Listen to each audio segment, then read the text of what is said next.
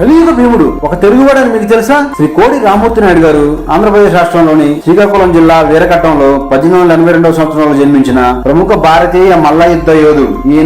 ఆయన గుండెపై 5 నిమిషాల పాటు ఏనుగును మోసేవారు. కేవలం చేతులతో ఇనుప గొలుసులను 6 అంగుళాల ముక్కలుగా విరిచేసేవారు. వ్యతిరేక దిశలో నడుస్తున్న 12 హార్స్ పవర్ ఉన్న 2 కార్లను ఇనుప గొలుసులు పట్టుకుని చేతులతో ఆపేవారు. వాయుస్తంభన, జలస్తంభన యోగ విద్యలో నిపుణుడైన వీరు డీప్ బ్రీత్ తీసుకుని శరీరానికి కట్టిన ఉక్కు గొలుసులు ముక్కలు ముక్కలుగా తుంచేవారు. వీరి సాహసాన్ని చూసి ముగ్ధులైన కింగ్ జార్జ్ ఈయనకు ఇండియన్ హెర్క్యులస్ అనే బిరుదును కూడా ఇచ్చారు. కలియుగ భీముడు, ఇండియన్ శాండో, మల్ల మార్తాండ అనే బిరుదులు సత్కారాలు పొందారు. అలా అనేక విన్యాసాలు పోటీల్లో గెలిచిన బహుమతులతో ఒక సర్కస్ కంపెనీని స్థాపించి ఆ రోజుల్లోనే కోట్ల రూపాయలు ఆర్జించారు. అయితే తర్వాత స్వతంత్ర ఉద్యమంలో చేరి తన ఆస్తిని భారతదేశ స్వతంత్ర ఉద్యమానికి, తన దాన ధర్మాలకు విరాళంగా ఇచ్చారు. బ్రిటిష్ వారి మీద పోరాటానికి అనుగుణంగా ఎంతో మంది భారతీయ యువతకు మల్ల యుద్ధంలో శిక్షణ అందించారు. ఇంత గొప్ప భారతీయ రెజ్లర్ పూర్తిగా శాకాహారి. తన శరీర బలం కోసం కేవలం పాలు, నెయ్యి, బాదం, చిక్కుళ్ళు, సాంప్రదాయ ధాన్యాలు మాత్రమే తీసుకునేవారు. కోడి రామూర్తి నాయుడు గారు అనారోగ్య కారణాలతో 1952వ సంవత్సరంలో